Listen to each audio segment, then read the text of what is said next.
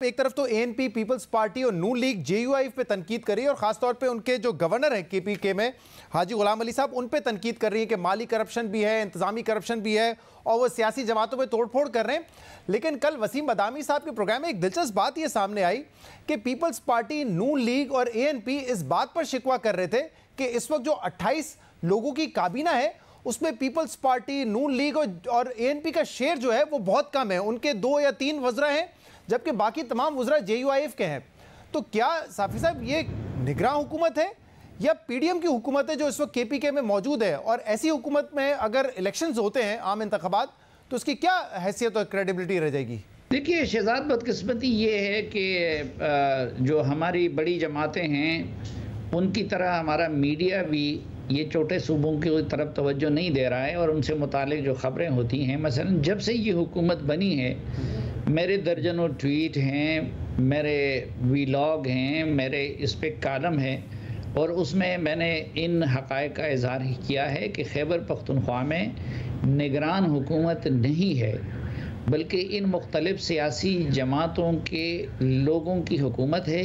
और उसमें भी बदकिस्मती की बात यह है कि एक बड़ी तादाद वज़रा की वो है कि जो मुख्तलिफ़ सियासी लीडरों के ATMs हैं।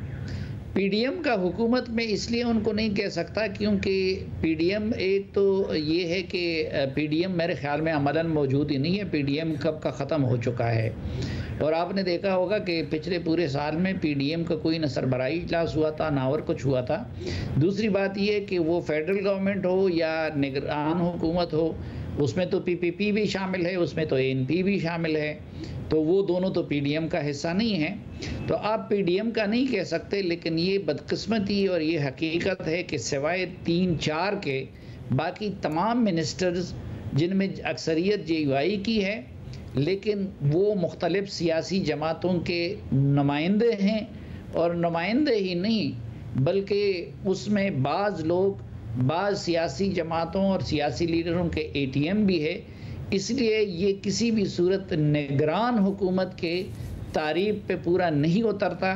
और अभी आप देख रहे हैं कि ये जो झगड़ा भी है मुख्तलिफ़ सियासी जमातों का और गवर्नर वग़ैरह का, ये किसी उसूल के खातिर नहीं है बल्कि ये बंदरबांट की खातिर है। और अगर आपने फ्री एंड फेयर इलेक्शन कराने होंगे तो मेरे ख़्याल में तो खैबर पख्तूनख्वा में फिर निगरान हुकूमत आपको बनानी होगी। ये निगरान हुकूमत नहीं है, ये मुख्तलिफ़ सियासी जमातों के नुमाइंदों पे मुश्तमिल एक मलगूबा है। आपने हमारे प्रोग्राम में भी कहा था कि इस वक्त जो हो रहा है खैबर पख्तूनख्वा में, लोग पाकिस्तान तहरीक इंसाफ की हुकूमत को भूल जाएंगे। तो क्या ये इल्ज़ामात एएनपी, पीपल्स पार्टी, नून लीग के दुरुस्त हैं कि आज़म खान साहब जो हैं निगरान वज़ीर आला कहने को हैं लेकिन तमाम इख्तियारात और इक़दामात जो है वो गवर्नर साहब इस वक्त ले रहे हैं और उनके ऊपर जो इल्ज़ामात लग रहे हैं करप्शन के, इंतज़ामी करप्शन के, क्या उनमें कोई सदाकत भी है? देखिए बिल्कुल उसमें सदाकत है। और हम मसलन जब हम जेयूआई के वज़रा से मिलते हैं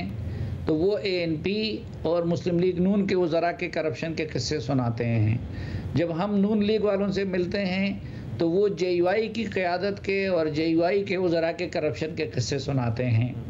जब हम उनसे मिलते हैं तो वो एएनपी वालों के किस्से सुनाते हैं, वो पीपल्स पार्टी वालों के किस्से सुनाते हैं। आन हुकूमत में तो ऐसे लोग होने चाहिए कि जिसके पॉलिटिकल एफिलिएशन न हो। दूसरी एक बात आपने नोट की होगी कि इन सारे इल्ज़ाम दर इल्ज़ाम के सिलसिले में वज़ीर आला पे कोई इल्ज़ाम नहीं लग रहा।